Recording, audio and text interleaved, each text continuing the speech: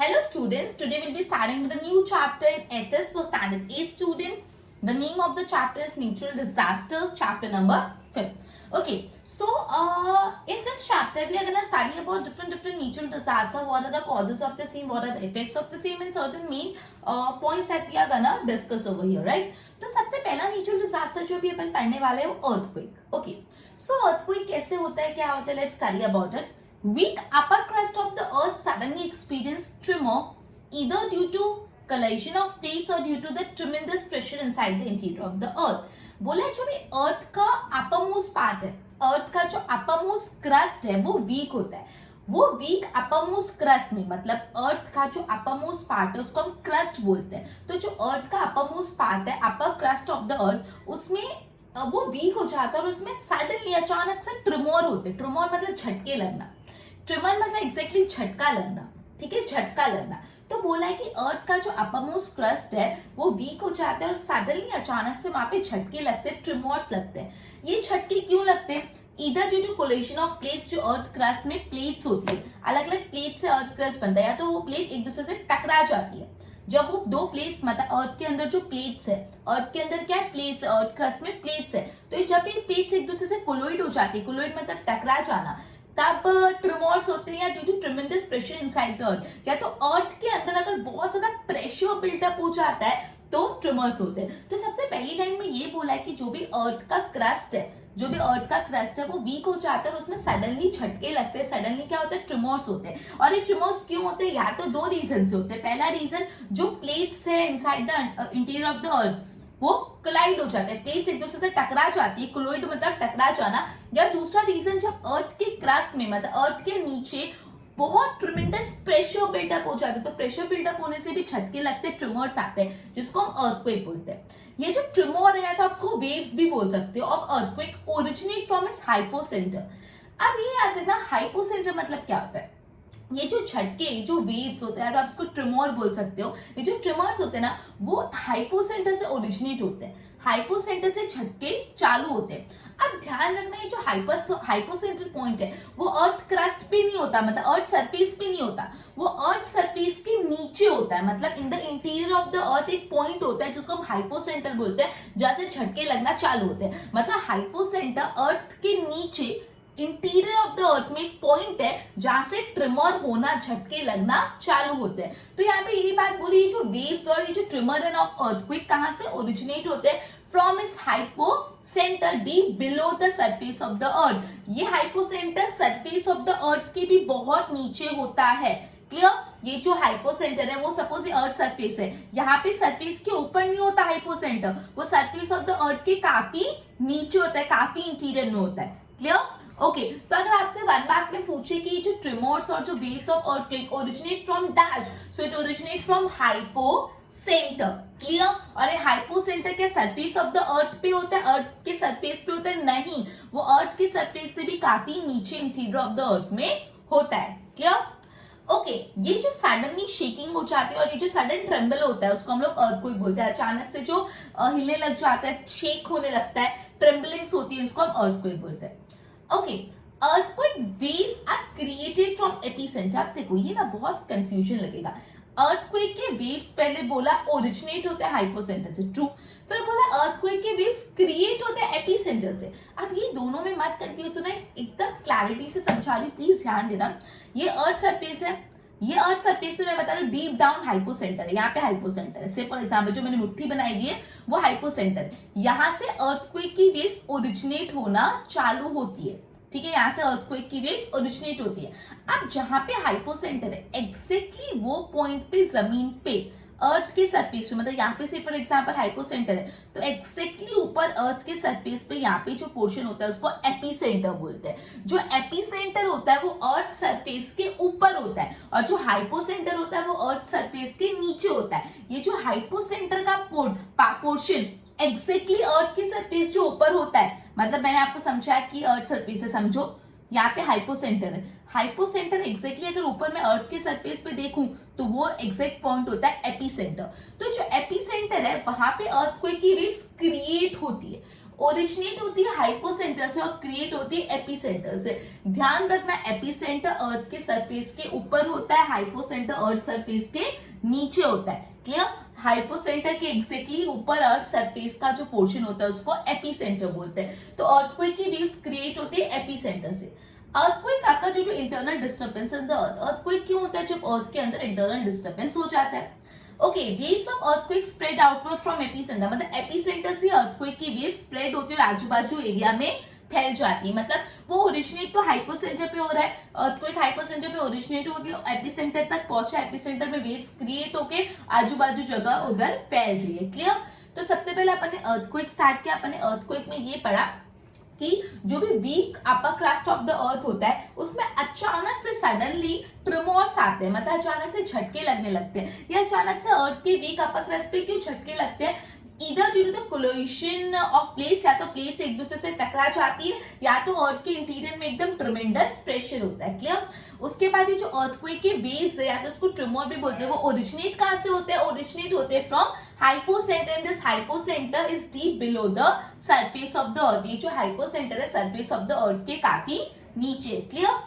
उसके बाद ये जो सडन शेकिंग है, ये जो सडन ट्रेम्बलिंग है, उसको हम लोग अर्थक्वेक बोलते हैं। अब अर्थक्वेक की वेव्स या अर्थक्वेक के ट्रेमोर क्रिएट कहां से होते हैं? एपिसेंटर से। एपिसेंटर कहां पे होता है? Epicentre on the surface of the earth ही होता है। हाइपोसेंटर सरफेस के नीचे होता है और एग्जैक्टली जो हाइपोसेंटर के ऊपर वाला पोर्शन होता है अर्थ सरफेस पे, उसको एपिसेंटर बोलते हैं। तो एपिसेंटर से वेव्स क्रिएट हो रही है और आजू बाजू एरिया में फैलती है। Waves of earthquake spread from epicentre, epicentre से फैलना चालू करती है।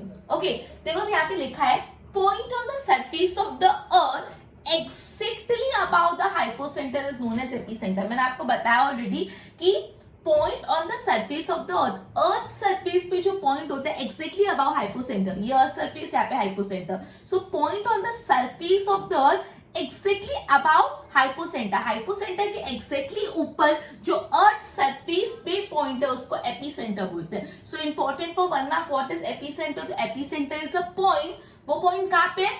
On the surface of the अर्थ है, अर्थ के ऊपर है, and it is exactly about hypocenter. So what is epicenter? It is a point which is on the surface of the earth and it is exactly above the hypocenter. Clear? Okay. अब जो earthquake की intensity है वो सबसे ज्यादा कहां पे होगा? बट ऑब्वियस एपिसेंटर पे। अर्थक्वेक का जो इंटेंसिटी है वो हाईएस्ट, वो मैक्सिमम कहां होगी? वो हाईएस्ट और मैक्सिमम एपिसेंटर के यहाँ पे होगी। सो 1 मार्क के लिए अगेन इंपॉर्टेंट कि अर्थक्वेक की इंटेंसिटी मैक्सिमम कहां होगी? सो मैक्सिमम वो एपिसेंटर पे होगी। आपको पूछ सकते थे intensity of earthquake is maximum at option epicentre, hypocentre, area around the epicentre, all of above. So you need to write epicentre. Clear? Okay, अब effect of the earthquake is depend upon the intensity of earthquake. Obviously earthquake का effect किस पे depend करता है? Earthquake की intensity पे depend करता है। Effect of the earthquake depend करता है अर्थक्वेक की इंटेंसिटी पे। क्लियर?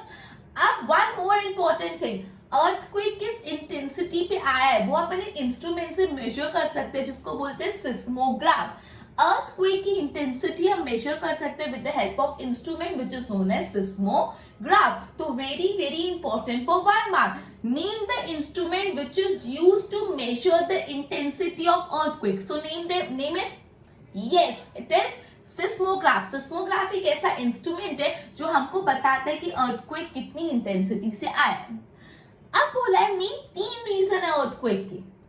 कौन से 3 reason? Important, you need to learn for 2 mark और 1 mark 2। Okay, because of volcanic eruption, जब वॉल्केनो इरप्ट होता है तब अर्थक्वेक आता है। पहला earthquake due to volcanic eruption, earthquake erupt होने से अर्थक्वेक आता है। I am sorry, volcano erupt होने से अर्थक्वेक आता है। Because of strike slip fault, earth की क्रस्ट में जो प्लेट होते हैं वो एक दूसरे से स्ट्राइक करते हैं, एक दूसरे के नीचे से स्लिप होके चले जाते हैं, वो रीजन से भी अर्थक्वेक आता है। तो because of strike slip fault, strike मतलब टकरा जाना, स्लिप मतलब नीचे से स्लिप होके चले जाना है, ऊपर से स्लिप होके चले जाना। So because of strike slip fault. तीसरा subduction in active subduction zone. Subduction मतलब क्या होता है? बेसिकली अर्थ की जो प्लेट्स है वो उसके एजेस नीचे घुस जाते जाते, सबड्यूड होते जाते, नीचे होते जाते हैं। सो उस वजह से भी earthquake आता है. So subduction in active subduction zone. So very important, you need to memorize it. What are the main three reasons of the earthquake? So first one is earthquake due to volcanic eruption. Volcano फटने से earthquake आता है. Earthquake due to strike, slip fault. Earthquake due to strike, slip fault. And earthquake due to subduction in active subduction zone. Clear? तो अपन ने अभी ये पढ़ा कि एपिसेंटर किसको बोलते हैं. तो एपिसेंटर एक पॉइंट है जो अर्थ के सरफेस पे जो एक्जेक्टली हाइपोसेंटर के ऊपर है. So epicentre is a point on the surface of the earth which is exactly about the hypocentre, right. फिर अपन ने पढ़ा अर्थक्वेक की इंटेंसिटी मैक्सिमम कहाँ पे होती है. Maximum at epicentre. And effect of the earthquake किस पे डिपेंड करता है. अर्थक्वेक की इंटेंसिटी पे. अर्थक्वेक का असर, अर्थक्वेक का इफेक्ट किस पे डिपेंड करता है. अर्थक्वेक की इंटेंसिटी पे, right. Okay, then we have studied that we do have a instrument which is used to measure the intensity of earthquake. एक हमारे पास इंस्ट्रूमेंट है जिससे हम मेजर कर सकते हैं earthquake की intensity. What is the name of instrument? Yes, it is seismograph. Clear?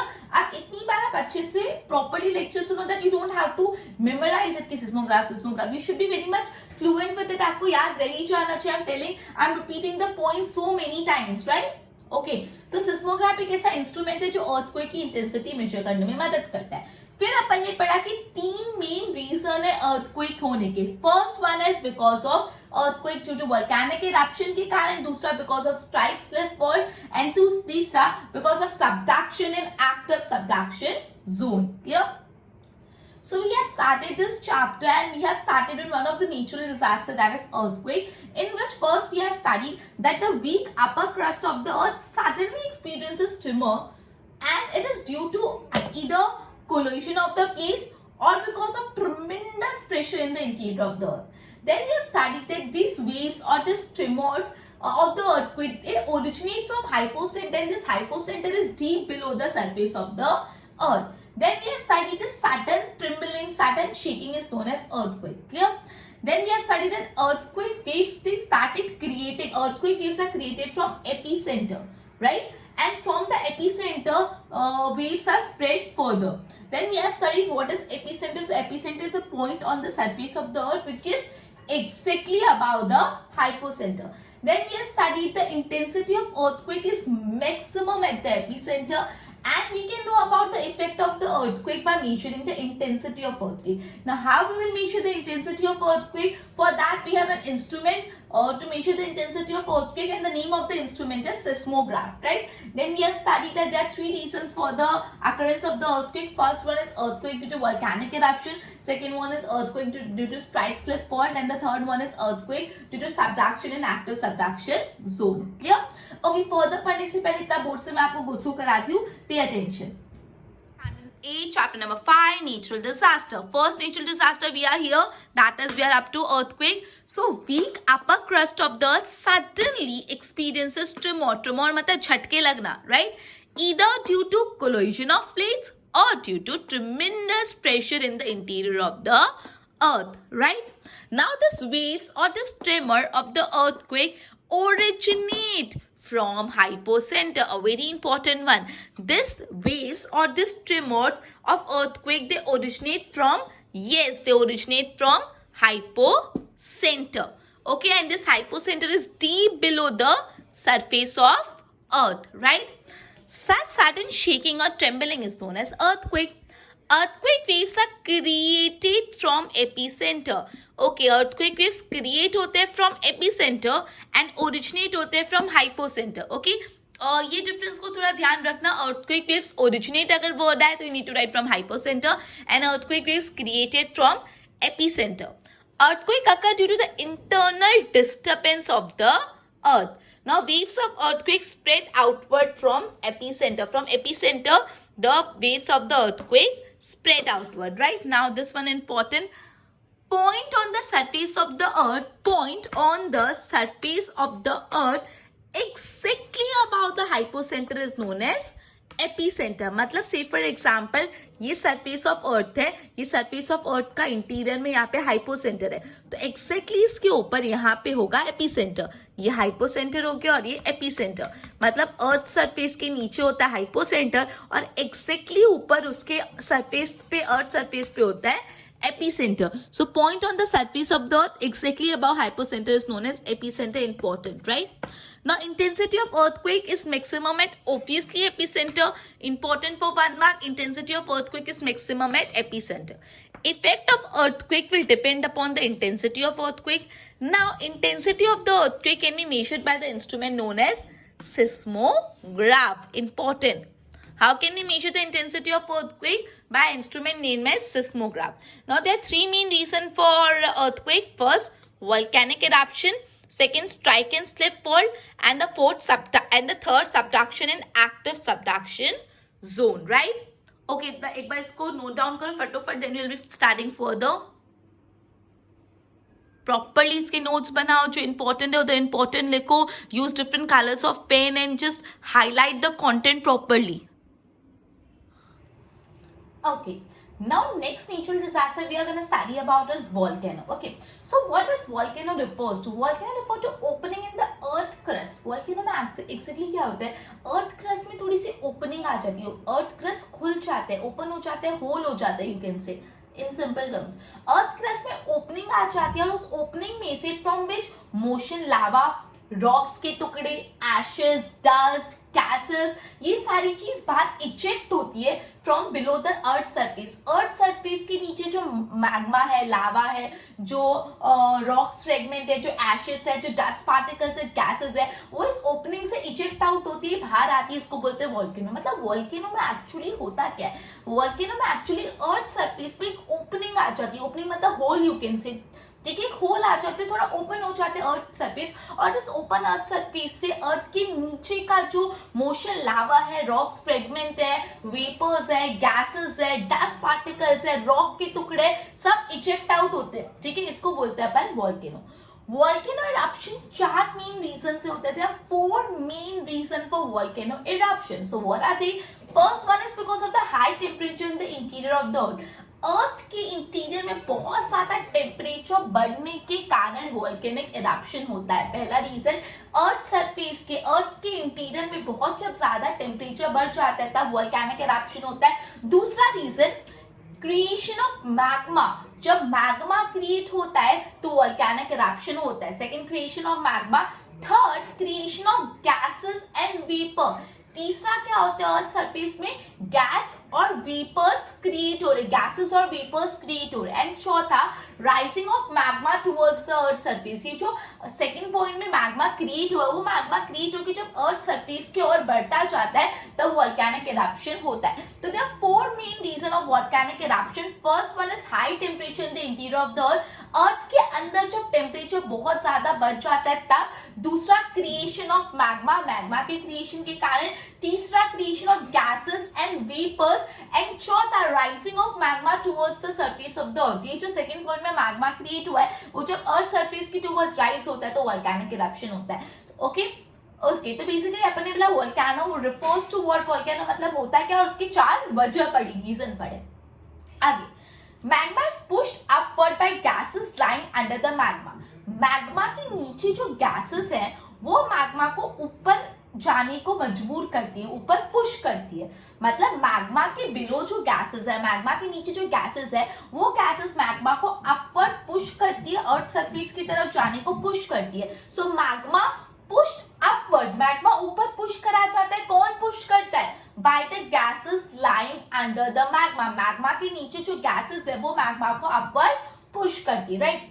Secondly, water percolating through the cracks and opening of weak rock turn into vapor. अब जो rocks के बीच में क्रैक होता है या rocks में छोटी छोटी ओपनिंग होती है, वहां से पानी बाहर आता है. रॉक्स में जो बड़ी बड़ी रॉक्स होती है, इनमें जो क्रैक्स होते हैं, वो क्रैक्स के थ्रू पानी जो होता है वो बाहर आता है और वो किसमें कन्वर्ट हो जाता है? वेपर में कन्वर्ट हो जाता है. ये जो वाटर है क्रैक से बाहर आके किसमें कन्वर्ट हो जाता है? वेपर में कन्वर्ट हो जाता है. एंड दिस वेपर जो it is full of pressure owing to the lack of space. जगह बहुत कम है, छोटा सा क्रैक है, पानी वेपर में कन्वर्ट हो गया, स्पेस बहुत कम है. It tries to come out with a great force. वो कम जगह से ग्रेट फोर्स से बाहर आने की कोशिश करता है. क्या बोला है? पहली चीज तो ऐसा बोला कि जो मैग्मा है ना वो अपवर्ड पुश होता है by the gases lying below the magma. Magma के जो नीचे गैसेस है वो मैग्मा को ऊपर पुश फॉरवर्ड करती है। दूसरा अपन ने पढ़ा जो बड़े बड़े रॉक्स है उसमें जो पानी होता है वो उस रॉक्स के क्रैक से बाहर आता है और वेपर में कन्वर्ट हो जाता है, मतलब रॉक्स के अंदर जो वाटर है वो उनके क्रैक से बाहर आके वेपर में कन्वर्ट हो जाता है। अब ये जो वेपर है उनके पास बहुत कम जगह है और वो कम जगह से ग्रेटर फोर्स से बाहर आने की कोशिश करते हैं vapour, and vapour causes magma to rise upward, और ये वेपर के कारण ही मैग्मा ऊपर अपवर्ड राइज होता है। Gases present in the magma reach near the surface of the earth. अब क्या हो रहा है, जो मैग्मा के अंदर गैसेस है वो अर्थ सरफेस तक पहुंच गए, बिकॉज मैग्मा धीरे धीरे ऊपर पुश होके अर्थ सरफेस तक पहुंच गया, तो मैग्मा के अंदर जो गैसेस है वो भी अर्थ सरफेस तक पहुंच गए और वो इतना हाई प्रेशर में आ जाते हैं कि वो erupts in the form of lava के फॉर्म में, एशेस के फॉर्म में, गैसेस के फॉर्म में, रॉक पीसेस के फॉर्म में, इन सब फॉर्म में वो इरप्ट होता है और इसको अपन बोलते हैं वोल्केनो। क्लियर? ये जो पूरा प्रोसेस यहाँ पे समझा, वापस समझा रही, प्लीज यहाँ पे अटेंशन देना। पहली बात बोली जो मैग्मा वो ऊपर पुश होता है on the surface of the earth because of the gases below the magma. Magma के नीचे जो गैसेस है वो मैग्मा को ऊपर पुश फॉरवर्ड करते हैं। फिर आपने पढ़ा जो बड़े बड़े रॉक्स पे पानी पर्कुलेट होता है वो उसके रॉक्स के क्रैक से बाहर आता है और वेपर में कन्वर्ट हो जाता है। वेपर में तो कन्वर्ट हो जाता है, अब उनके पास बहुत कम जगह होती है बिकॉज क्रैक छोटे होते हैं, तो वो कम जगह से ग्रेटर फोर्स से बाहर आने की कोशिश करते हैं, ठीक है। और ये वेपर्स के कारण भी मैग्मा ऊपर पहुंच रहा है। अल्टीमेटली क्या हो रहा है, जो मैग्मा है, मैग्मा के अंदर जो गैसेस है वो अर्थ सरफेस तक पहुंच गई। अब अर्थ सरफेस तक पहुंचने के बाद तो ग्रेटर फोर्स से बाहर निकलती है और उसमें से लावा, एशेस, रॉक्स अलग अलग साइज के और गैसेस ये सब इजेक्ट होती है और इसको बोलते हैं वोल्केनो, ठीक है।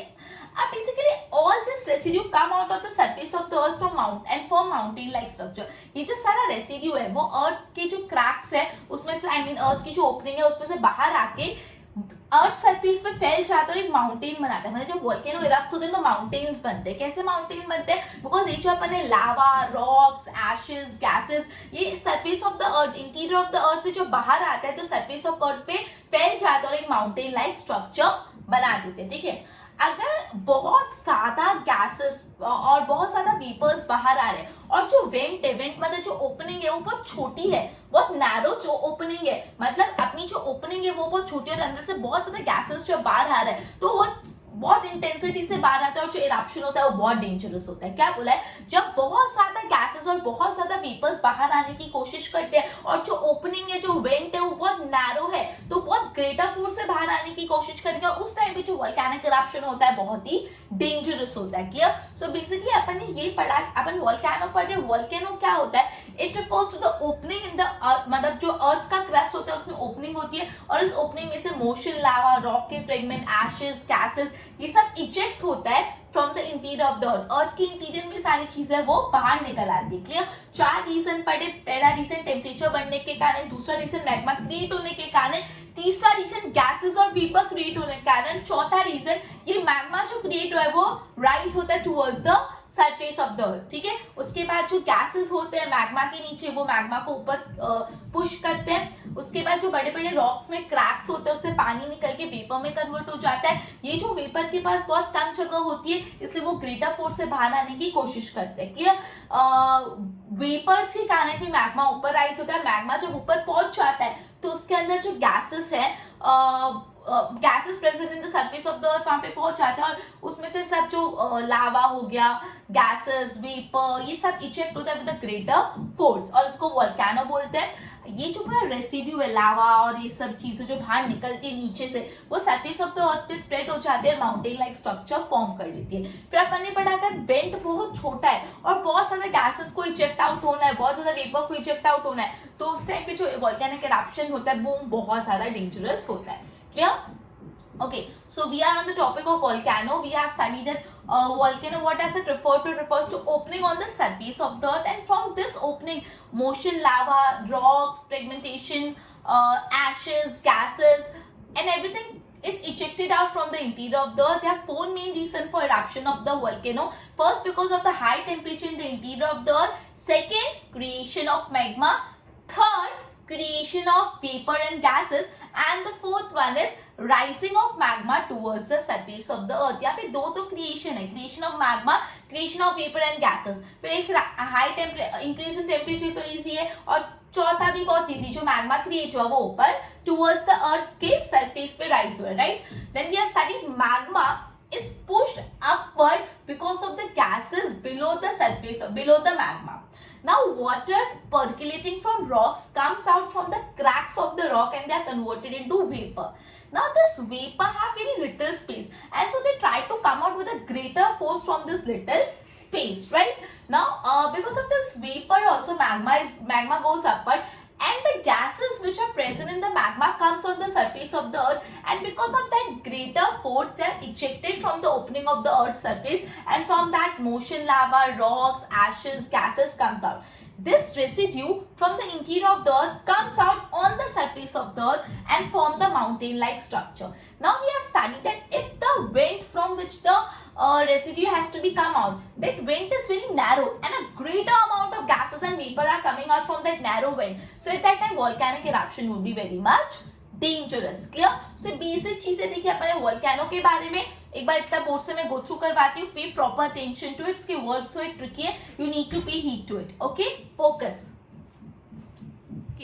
Volcano refers to opening मतलब एक होल जैसा हो जाता है in the earth crust from which what comes out, motion lava, rocks, rock fragments, ashes, dust and gases are ejected out from below the interior of the earth.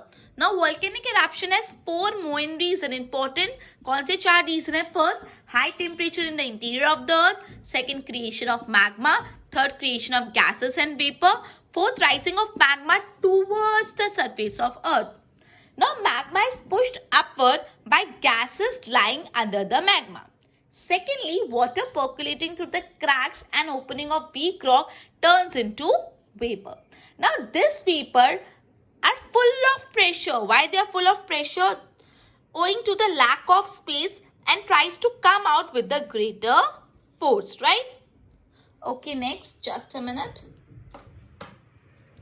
Now vapor causes magma to rise upward. Gases that are present in magma reach near the surface of the earth and erupts with high pressure. These gases that are present in the magma, they reach the surface of the earth and they erupt with the high pressure in the form of lava, ashes, gases, rock pieces of various size, and this is known as volcano. All this residue come out on the surface of the earth and form mountain-like structure. If the amount of gases and vapor is more and the vent is narrow, so what will happen? The volcanic eruption would be very much dangerous, right? एक बार इसकी notes बनाओ properly अच्छे से. जो main point है उसको highlight करो, learn करो. Make habit of preparing notes. एकदम प्रॉपर रट्टाफिकेशन मत करो. Make habit of preparing notes, understanding the content, right? Okay, so आगे अपन नेक्स्ट सेशन में कंटिन्यू करेंगे. Till then good bye.